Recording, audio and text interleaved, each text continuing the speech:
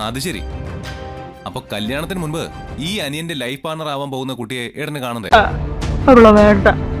ഒരു അഗ്നികുണ്ഡമാണ് ഞാൻ. എന്റെ മനസ്സ് നീറുകയാണ്. ഒരു നെരിപ്പോട് പോലെ.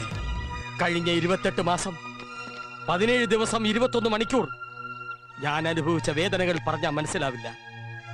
കരിന്തിരി കെട്ട വിളക്കാണ് ഞാൻ. ചക്രം പോയ വണ്ടിയാണ് ഞാൻ. കാറ്റൂതി വിട്ട ബലൂണാണ് ഞാൻ. മരുഭൂമിയിൽ പെറ്റുവീണ കുഞ്ഞിനെ പോലെ ഞാൻ കൈകാലിട്ടടിച്ചപ്പോൾ വായിക്കെരി പോയിട്ട് ഉമിക്കെരി പോലും തരാൻ സന്മനസ് കാണിക്കാത്ത കോമരങ്ങളുടെ നെഞ്ചിൽ പഞ്ചാക്ഷരം കൊണ്ട് ഞാൻ വിയോജന കുറിപ്പ് എഴുതും. ഓടി പുല്ലേ എന്ന്.